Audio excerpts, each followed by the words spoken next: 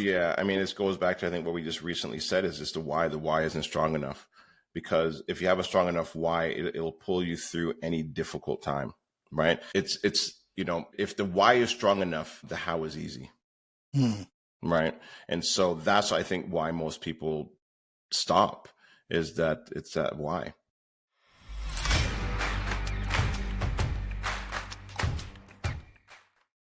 We've had internal tariffs from our government for so long. Now we're worried about the external ones. Exactly. Well, you can always find something to complain about. For sure. Look, I think the Canadian government is just upset that they didn't figure that out a little bit sooner to tax us a little heavier. That's all.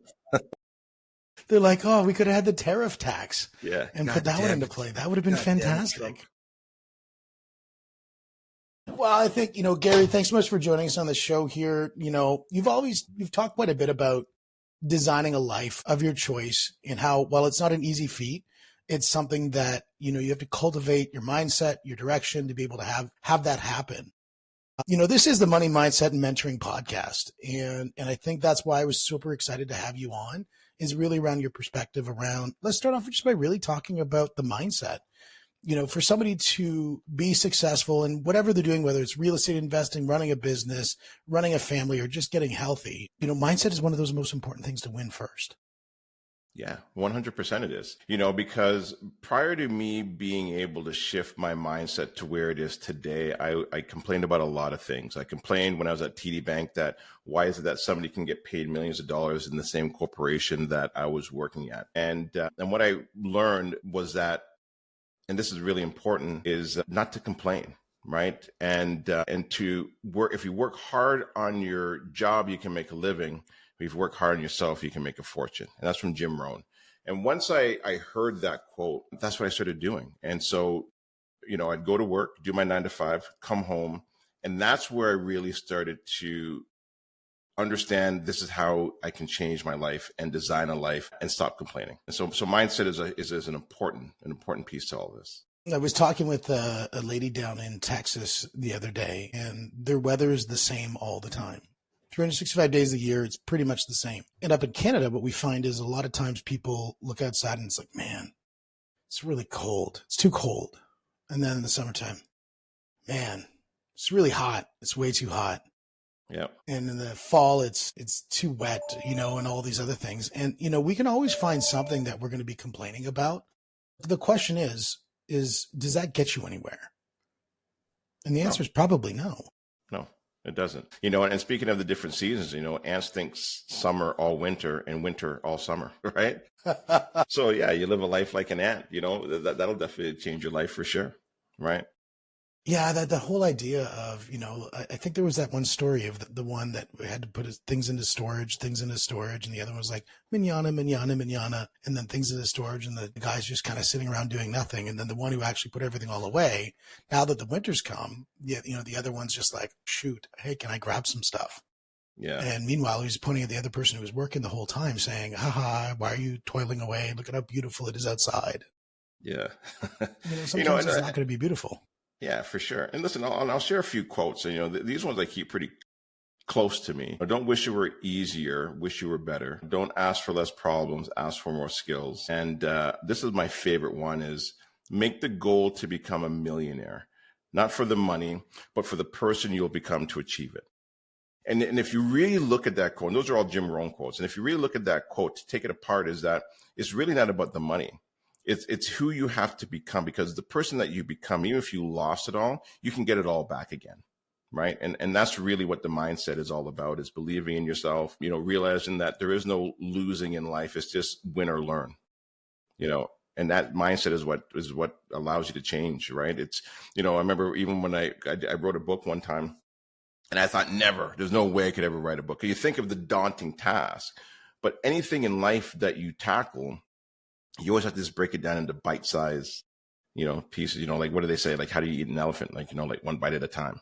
And if you look at anything and break it down into small steps, anything is achievable, like anything, Yeah, John Cleese from Monty Python, before he actually used to do Monty Python, believe it or not, he used to do corporate training videos. And imagine Monty Python doing corporate training videos. And the one thing that I always say, because I did all these courses in adult learning, and the one thing that I always remembered was he talked about phone numbers. Now, he's in the UK, and for a UK guy to talk about phone numbers, they don't make sense because, the numbers, they're all scattered all around and it has no pattern to it. It seems like anyways for us here in North America. They might say the same about us, but we have a group of 3 numbers, a group of 3 numbers, and a group of 4 numbers. It makes it easy for us to understand.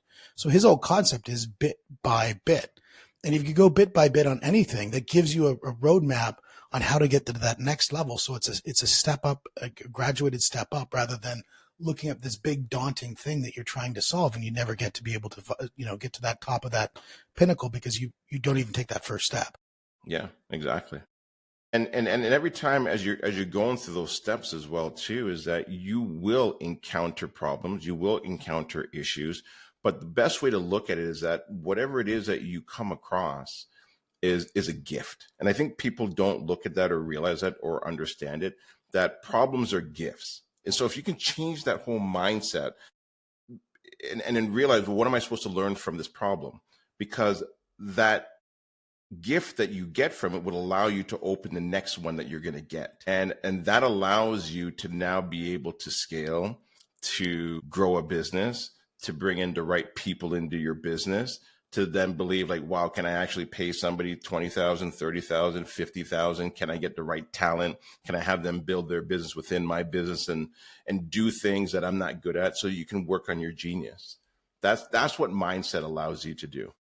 Yeah, I think problems to me are definitely opportunities. One of my favorite pastimes right now is Brazilian Jiu-Jitsu.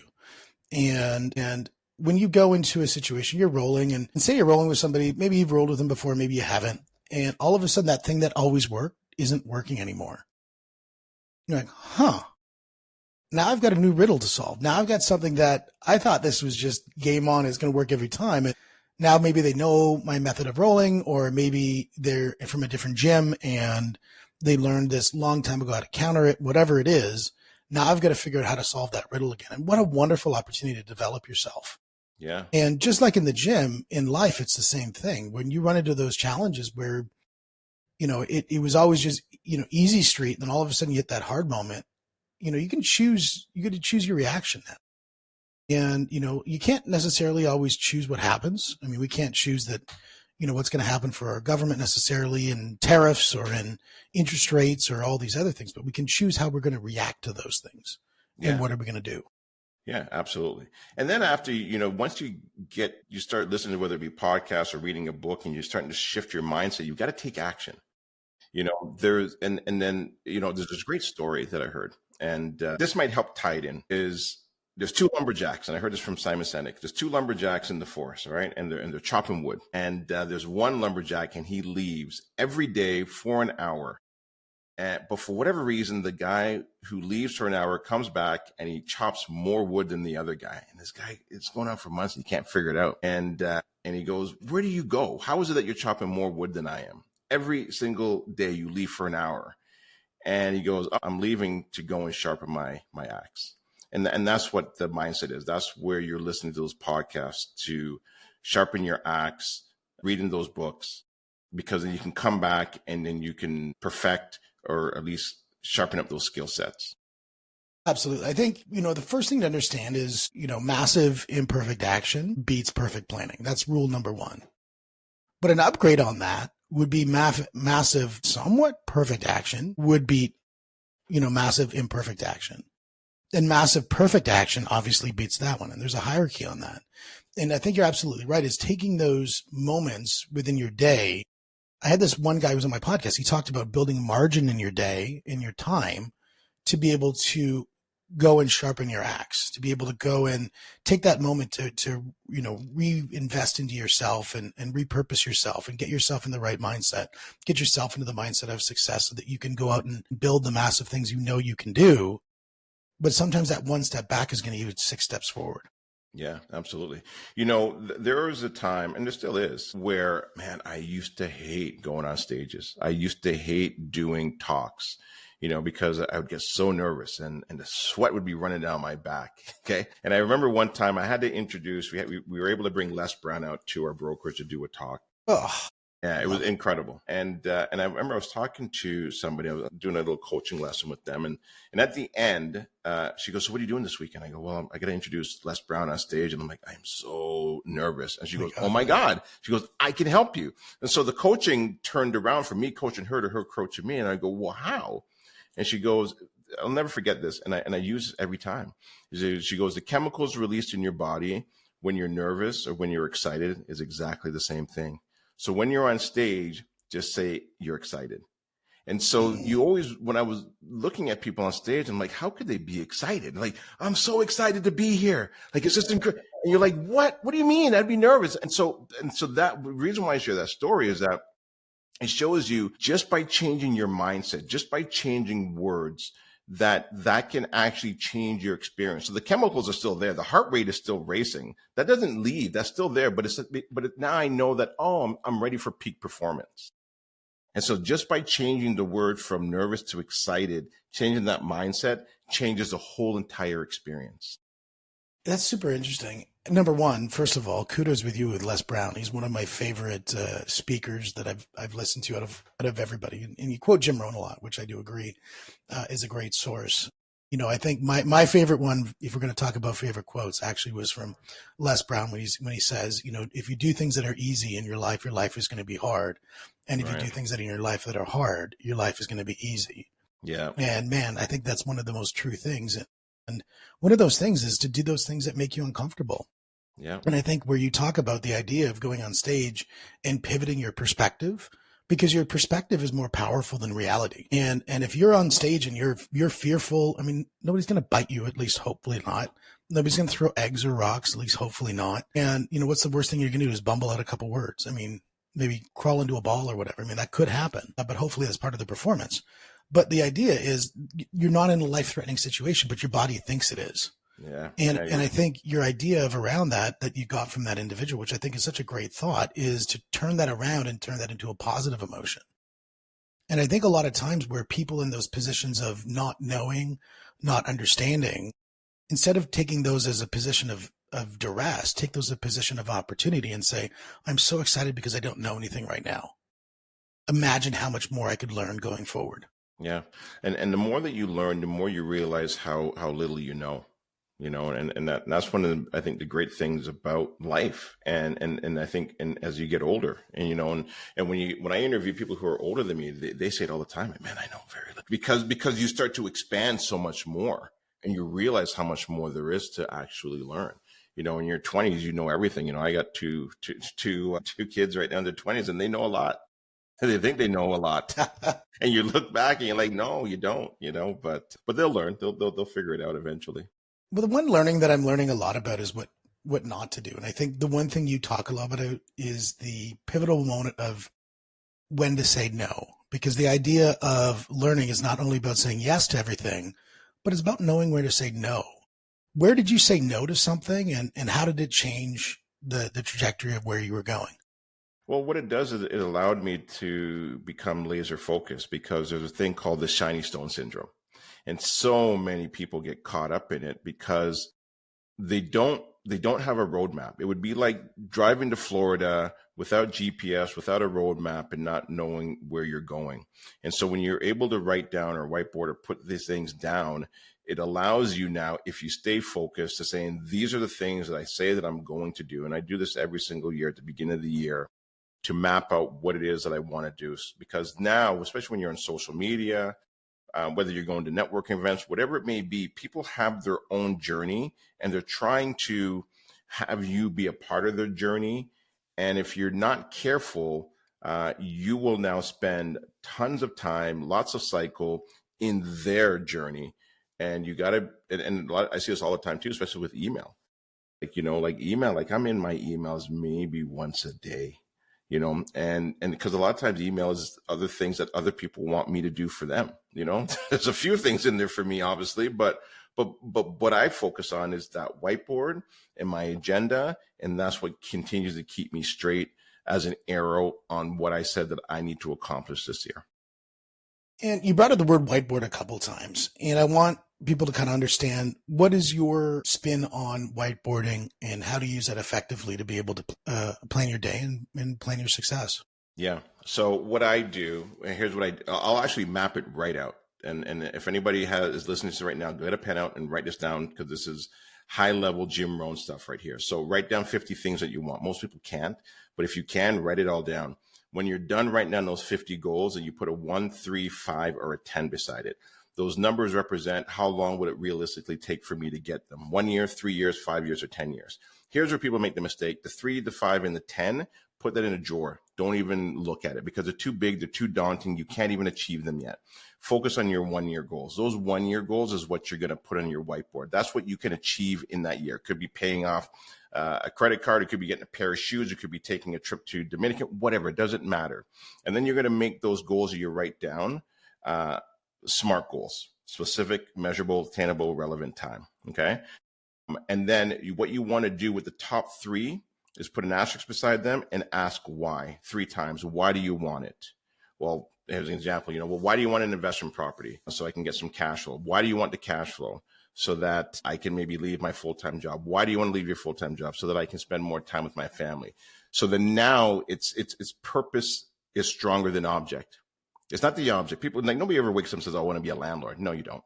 You're looking for financial freedom, and then financial freedom leads to other things. So that's high level how you do whiteboarding, because that is your map. That's how you get to what it is that you're trying to achieve. Yeah, and I think that dovetailed right in exactly what you talked about when you talk about with Simon Sinek, the starting with why. And I think that's so critically important, that when you're looking at your goals, it's not about that number on the piece of paper, because that number very quickly is going to become not motivating at all, because it's just a number. But if that number ties to something that really deeply affects you, I think a lot of times when people make a decision, they think they make a decision logically, but that's just not true. They'll make a decision emotionally and then logically back it up. And so many times we find ourselves, "Oh, no, I did that because of this." And you're like, "Well, no, you did that because, it was an emotional decision you made at that time." Yeah. And so being able to go through and connect to that emotion, so it'll always draw you into the path towards success, so you can say no to the things that you need to say no to, and continue to say yes to the things that you need to say to, so that you can move forward positively and get to your goal. Yeah. And then what will end up happening is that all of a sudden certain things will happen. Certain people will come into your life, and you look in your whiteboard and it's like, "I asked for this." And now you can act on it. It's such an incredible thing. And then you'll go back, and I do this every year, and I take a picture of it and I put it in my drawer. And then 3 years down the road, I'll look back, and I always put a check mark beside them. I'm like, and all of a sudden now, some of the things that I wrote down just start to happen. Yeah. And that's the roadmap, right? Now, I want to talk a little bit about the lead into the freedom element of it. But before we get to the freedom element of it, I want to talk about some of the roadblocks that happen in the way. Mm-hmm. Where people say, "I'm totally dialed into this idea of whatever that big thing is that they're focused on." They get started, and we see this. I mean, we're recording this in that sort of February, March timeframe. And there's that perfect time frame where people set those big goals at December, because, that's when Hallmark tells us to do it. And so we set our Hallmark goals for New Year's, and January comes through and we're like going to the gym. We're doing our 75 hard, but we go to like 33 hard, and we're like, "This is good enough." Mm-hmm. What keeps people on the path when they start running off of where they need to go to for their pathway to success? Why do they fall off? Yeah. Why do they fall off? Yeah. I mean, this goes back to, I think, what we just recently said is just the why. The why isn't strong enough.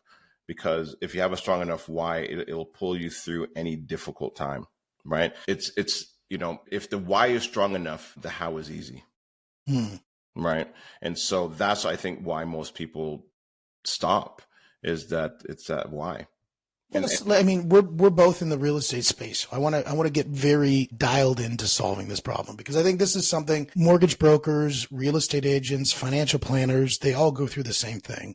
They go out, they spend all this money on getting their license, they spend all this time on getting it, and they have all these, dreams of grandeur that they're going to be pulling up with their Maserati in a year from now, and life's going to be amazing. And a year from now, they're bouncing between their third brokerage, blaming everybody else as to why they're not successful.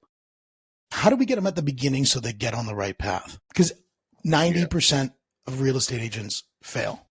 Yeah, they do. And I think the reason why a lot of them end up failing is they're looking for something that they think is easy to do and it's not. It's just, discipline weighs ounces, regret weighs tons.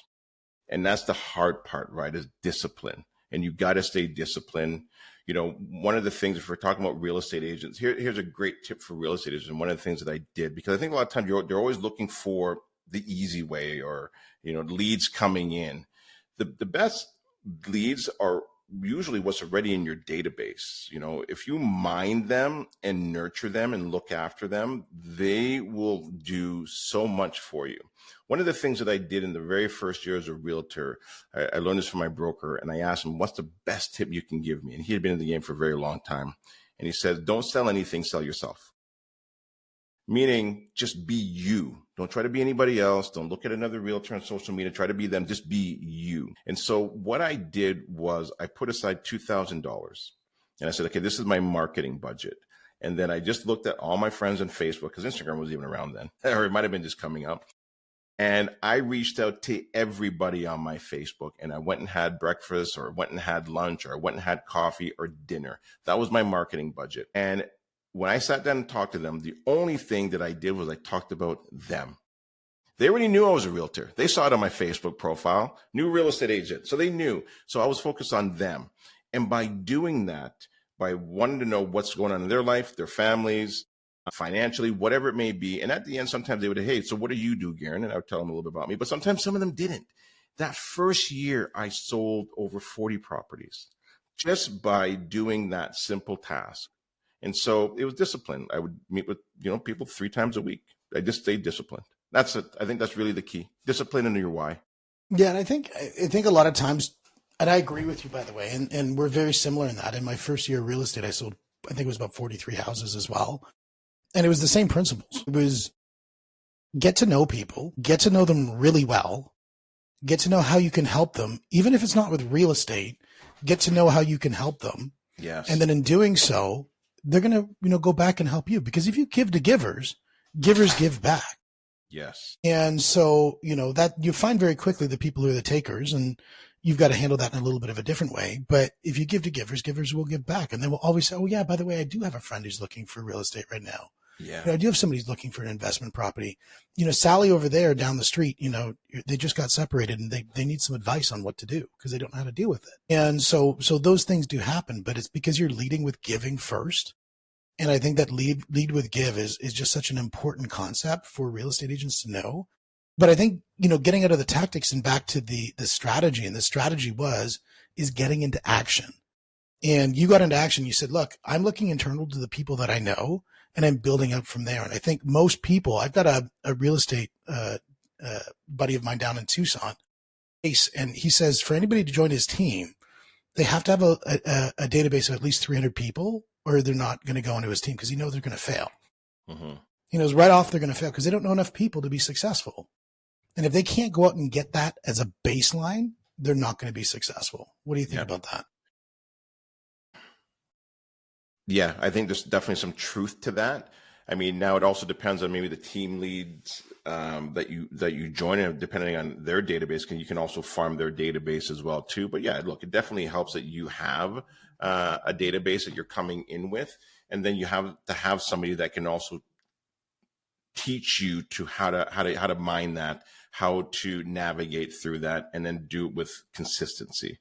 That's really important. The other thing as well too, I would add to that, and I think you touched on it lightly there, is the giving starts the receiving process, but also what's really important is making sure you're the single point of contact for whatever it is that they need. So if they need a plumber, they need an electrician, it doesn't matter, anything within that industry, that you're the go-to person, because that opens up so many doors. Like whatever you need, but think about that process, what you just said there. So like, say your database only has 100 people in there, and you're like, well, I want to be the go-to person. Well, what's the first thing to do? Go find some contractors. And then when you find those contractors, say, well, if I'm going to refer you, I want to get to know some of your clients. So I need to talk to some of your clients. And you talk to their clients to get them as like, hey, they called you Sally and said that you're a great referral for them. You did great work. I'm a real estate agent. I'm looking to refer them to my clients. Would you, boom, now you've just added somebody new to your database. So just by looking out to a couple different contractors, you've probably added in 50 to 100 people just in your database alone by doing that. Yeah, exactly. Or you can go door knocking, and you can put a different spin on it. You go door knocking, you have now your contractors, you have your plumber, you have your electricians, and you reach out to them, say, hey, look, if somebody mentions my name, will you give them 5% or 10% off? Absolutely. Now you have all these people on this little piece of paper. Put this on your fridge, have your face on it, saying contact any of these people here. You're always going to need some handyman or somebody in your house. And then now that just opens up, because now you can actually have a conversation, and people will be like, okay, cool. Yeah, I'll open my door for you. And you're not even saying, hey, are you looking to buy or sell? Because what's the chance that all of a sudden somebody's going to say, you know what? I was actually going to list my home today. Thank God you're here. So you bring with a different approach. And I think if you just try to be a little creative, things can open up for you. Yeah, I think so too. And I think the idea is you've got to get into action. You've got to get into action with purpose, with a plan, ideally with somebody who's done it before to show you how to do it, and then follow that roadmap. And because if somebody's done it before, why do you need to reinvent it? Yeah. Exactly. That makes so sense. It's like, look, if you drove a Pinto on a freeway or a Ferrari on a dirt road, what's going to get further faster? That Pinto. And it's not because the Pinto's faster, it's because the path has already been, created. Well, it's also a more reliable car. Yeah. Yeah. Sorry, Ferrari, just, But that's what mentorship is. That's what, when you have somebody that can help you and guide you to say, no, don't go there, go here. Yeah, and I think that's important. And I think getting back to the big why around that is people do it because they want, we're going to use the F word, and they want freedom. Mm-hmm. And freedom can come in many different ways. And I think you've got some interesting perspectives on that. And I want to talk about the 3 different levels of freedom that somebody can attain. Yeah, look, I think the very first freedom that most people are looking for when they're in that 9 to 5, because I was there, is financial freedom, right? You want to be able to do what you want to do, when you want to do it, with who you want to do it with. And the hard part, though, is how do you get to financial freedom? Because nobody teaches you it, right? Especially not in school. They don't teach you that in school. And so the best way to find financial freedom is to then go to places where they're teaching that. And so one of the places that I went to in the beginning was real estate events, because I learned very quickly, well, I won't say quickly, maybe a little bit, took longer than I should have, but around 35, 36, I realized that I couldn't outpace inflation. Even at 2%, my job and the raise I was getting was around 1.4, 1.5%. So I'm like, I get it, because my house had bailed me out 3 times. What if I had just one more property? How would that change my life? And so I went down that path of learning how to purchase and buy in joint ventures, real estate. And from 2008 to 2014, I bought like 19 properties. I'm like, oh, I now learned the art of raising capital. Cool. So then after financial freedom, if you're able to get there, really what you realize, and this is where it goes back to your whiteboarding, is that it's yes, you want financial freedom, but what you're all chasing is time freedom. That's the most important thing that you want, because you can make more money. You can't make more time unless you're really looking after your body, but it's the time that you want, and it's the spending it with whoever you want to spend it with. And well, I think in both of those, I think those are very interesting 2 categories, because I look at both of those as a framework of currency. Yeah. And, when you look at money isn't about money. And I think there's one thing people get really wrong when somebody says, I want to be rich, or I want to have lots of money, because money is irrelevant. It's just it's a way that we can trade services for results. We can trade items for impact.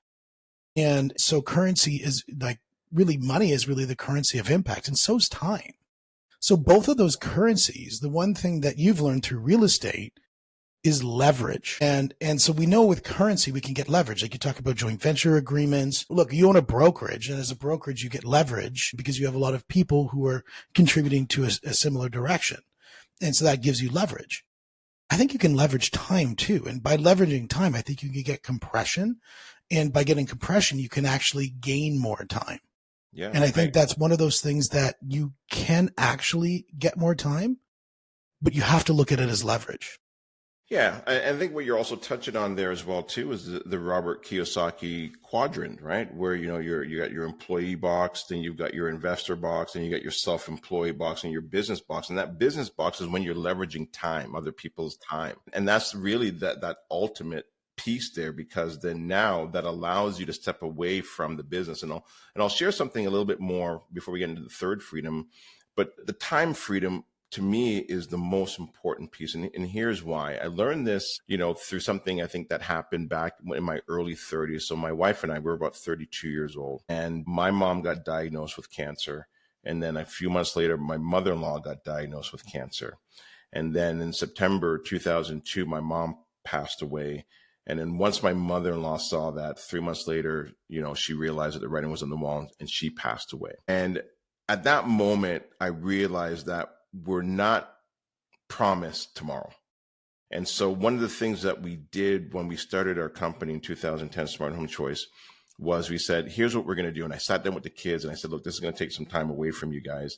What do you guys want from Smart Home Choice? And they said, we want a mascot. I'm like, okay, cool. What else do you want? Like, we want like $1 million every month. I'm like, okay, cool. What else do you guys want? We want like 2 months of vacation. I'm like, well, what about 4 months? Yeah, let's do 4 months of vacation. So when we started the company, I'm like, I wonder if we can actually do 4 months of vacation. And so we did that. And so every July and August we take off, and every December and January we take off. And so what I realized is that I would rather retire twice a year than wait until I'm 65 to retire. Because if I'm retiring every year, then I never have to worry about a date in the future. That means if I can find things that I'm passionate about, I'll just keep working and doing things that I enjoy doing right up until my last breath. And so I think it's really important to really understand the importance of time freedom and doing things on designing a life. Even like my staff within Smart Home Choice, they're off for the summer, and then they come back again, and then they're off for the winter. And they love it because they get to spend time now with their friends and their family and do things that they enjoy. Yes, I can make more money, but we talked about this earlier, that money is not everything, right? To me, it's really time. Yeah, time is so critically important. And I mean, my caveat around time is I have to really be cognizant of when I'm actually spending time versus investing time. And spending time would be probably like doom scrolling on Instagram, unless I'm trying to look for trends, that kind of a thing. Investing time would be building the business, or, once a week I take my son for a walk and we go for an hour, and just every week we go for a walk to the same spot, do the same thing, walk back. And it's just to give him space to just be who he is. And I think that's really important. And that's an investment, I think. And so I think if you know when you're investing time, I think that's really important, and when you're spending time. Yeah. And I think when it comes to time blocking, if you look at your calendar, like I'm very big on how somebody's calendar looks. When somebody's not hitting the goal, the first thing I do is I jump into their calendar. And if it's all white spaces, that's a problem. Yes. And if it's all just a Molotov cocktails of colors, then that's a problem too. And if they don't have any structure, because I think structure sets us free. A lot of people when they think of the word freedom, they think of, it's like people who say, I want to be a real estate agent because I want to be my own boss. And it's like, well, if that's the reason, you're probably not going to be successful. I don't want to have somebody telling me what to do. Well, you will have somebody telling you what to do. Yeah. You're going to have customers telling you what to do. You're going to have the real estate board telling you what to do. You're going to have a broker telling you what to do. Your bank is telling you what to do. Your MasterCard's telling you what to do. Your wife's telling you what to do. Your husband's telling you what to do. Everybody's telling you what to do. Yeah. And other agents down the road are telling you what to do. Yeah. Yeah. People not even in the industry are telling you how to be successful. Yeah. And those first 5 years are tough. You better turn that Netflix off. You got to grind. You got to work hard. If you really want to be your own boss, it's not as easy as, people see the success afterwards. They don't see the grind. They don't see when you're up until 3, 4 o'clock in the morning. I've done many, many late nights, I would say it's only within the last maybe year or two where I'm like, hey, I can actually go to bed at 10 o'clock. I've got structure, I've got teams, I've got systems and processes in place and things that are happening within my different businesses that are moving and doing things that I don't know how they all completely work, and thank God, but we have processes and systems and documentation. If somebody was to leave, we can put somebody back into place to make that cogwheel run how it's supposed to, Yeah. And that what you're saying is systems will set you free. Yes, 100%. But in the beginning, you have to be the IT manager. You have to be the web designer. You have to be the marketer. You got to be the social media. You got to be it all. And then you'll figure out what you're good at and you focus on your genius and you start to slowly, outsource what you're not good at. Well, I think it's so critically important to realize that nobody wins alone. And there's too many times people want to be the everything in their business. Like nobody does it better than me. And I can't let anybody else do that because I do it the best.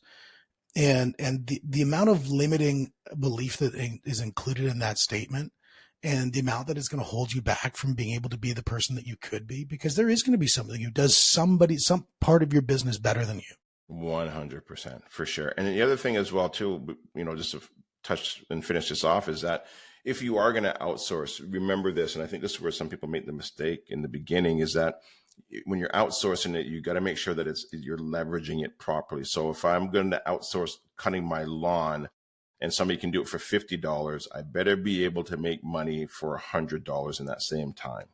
That's leverage, as opposed to luxury where I outsource somebody to cut my lawn for $50, but now I go play tennis and I'm losing money. So you got to be careful.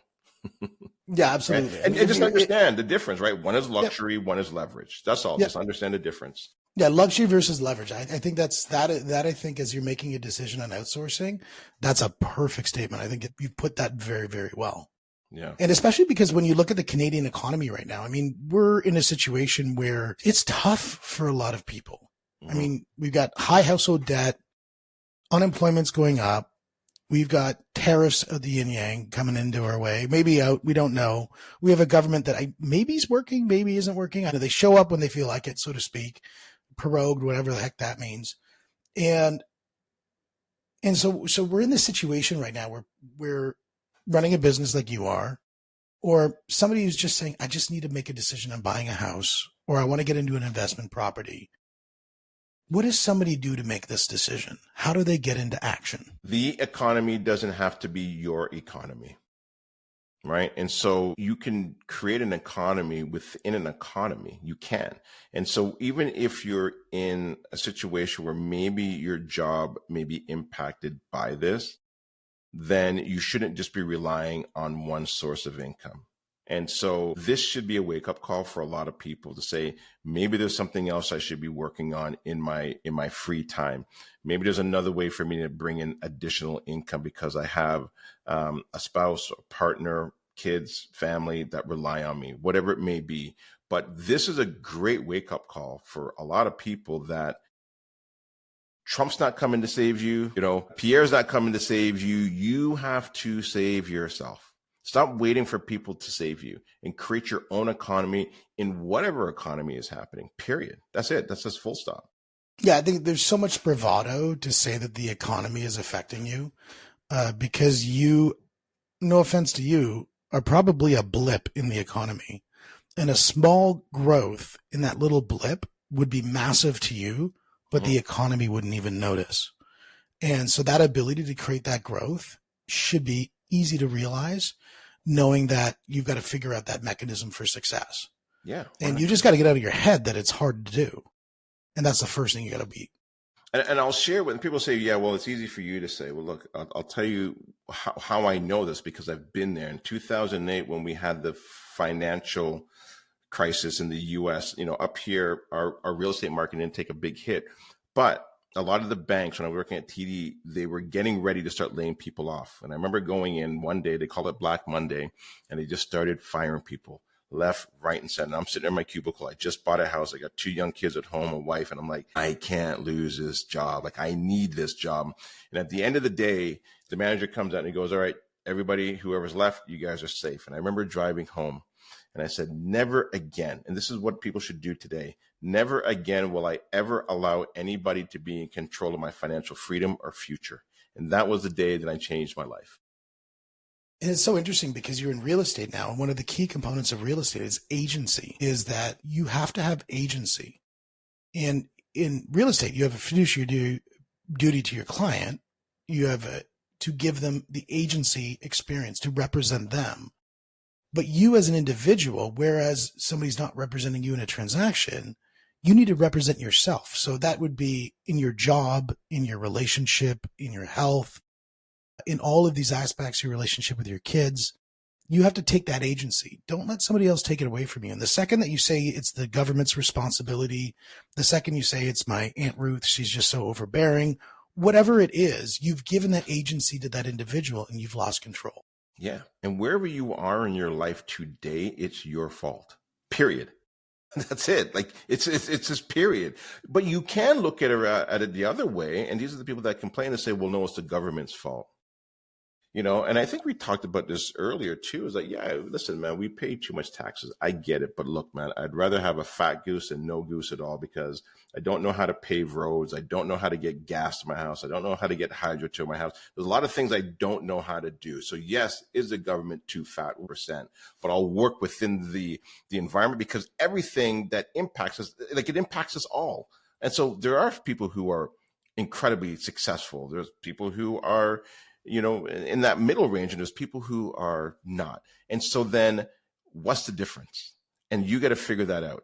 That's what you've got to figure out. How do I get out of where I am right now if you're not happy to change my lifestyle? And that's what I did. And that's what anybody can do.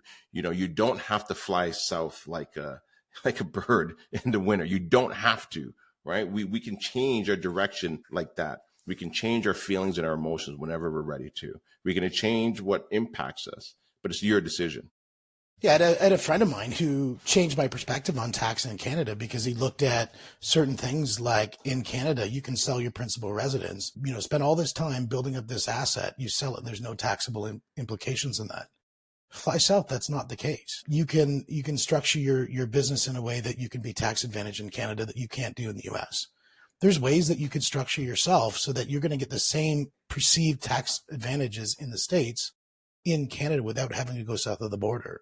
And I think it goes down to exactly what you said. It's all about that perspective. It's about how you look at that thing. Is it going to be a problem, or is it going to be an opportunity? And if it's an opportunity, you will find a way. And if you do end up having to pay some tax, knowing full well that that portion that you're paying is supporting the things that the roads, the infrastructure, the doctors and all those other things that we have, then that's okay too, because it's good to have those things behind us. Yeah. And so the perspective, I think, is one of those things that if we can get that into the DNA of our success, fix our perspective, and then back that up with massive action, I think you become unstoppable. 100%. And put yourselves in the right room. Listen, I was driving out because, I live out here in Whitby and Oshawa at the time. And I was having to drive all the way out to Oakville and Mississauga to go to these events at 7 o'clock in the evening, 8 o'clock in the evening, and coming home at 1 in the morning and then waking up and going to work. But I mean, I would go to those rooms and I'm like, I paid $20 to get in there. I'm like, I can't believe all this information I'm getting. Nobody taught me any of this. And, how to set up a business and different structures and, how to start up. It was just incredible. But I had to put myself in those rooms. I had to drive there. Nobody was going to come and just give it to me. I had to take action. There was I have this sitting on my desk just to show people, is that these are all the shows that I went to last year. Yeah. And I would say that's about half of them, but it's just kind of sitting here because I was going to break those out into something. Yeah. You got to get into the room. You've got to get into the room, and sometimes it's going to cost money. But, if you pay, generally you pay attention. And so get into that room and spend time with people that are bigger than you. Yeah. Because if you're the smartest person in the room, you're in the wrong room. Yeah, exactly. And you got to surround yourself. It's, Jim Rohn, I think, is the one who said, you are the sum of the 5 people that you surround yourself most with. Yeah. And so leverage that and say, how can I get myself with people who are doing the things that I want to be doing, not the people that I shouldn't be doing it with. Yeah. And listen, some of the rooms that I'm going to now, I'm still going to the rooms. I got an event I'm going to at the end of the month, 3-day event. And I know quite a bit of the information that'll be taught, but I always leave with something that connected something new for me. Boom. And that's what I'm looking for. I'm just looking for more. Because you get to this 80%, but then getting from 80% to 90%, that's just that consistency. That's that discipline. That's just showing up all the time. Well, to get to that 90% from that 80%, you still have to do the 80. Yes. And that's the problem. That's the big thing. That's when you talk about shiny object syndrome, I think that happens, especially when I bring it back to the gym and, people want to learn that new fancy technique that they just saw in the last competition, spinning elbow or the arm bar that was done from a reverse omoplata, blah, blah, blah, flux capacitor. And they're like, I want to learn that. And you're like, no, you're going to learn the basics. Right. And you can do the basics over and over and over again. And people always say, I got to get back to basics. My question is, why did you leave them? The basics are there as a reason. And that's your platform for success to build on, but you got to do that 80% first. Yeah. Then you earn the right to do that last 10%. Yeah, for sure. Basics and fundamentals, people know about fundamentals now after high interest rates, and, we grew up in an age of going to events where they taught us fundamentals, not to speculate, right? To understand the difference between a fixed rate and a variable rate, and knowing when's a good time to maybe lock in, and the importance of cash flow. And, so you can use those principles across many spectrums. Yep. Yeah, absolutely. I absolutely agree. Hey man, it's been an absolute pleasure chatting with you. And for people to get a hold of you, what's the best spot to do? I know you've got your podcast. Let's talk a little bit about that, because I think it's an awesome thing that you're getting out there and you're sharing your voice with the people. So let's talk a little bit about your podcast. Yeah. So I got a podcast. I started that back in 2016. It's called Real Talk with Gary. I'm on Spotify, iTunes, YouTube, and I would say it's one of the best things I started. And the reason why is, man, I've learned so much from so many people that have paved an incredible road ahead of me that I've been trying to either go down or maybe not go down, depending on, what they've shared with me.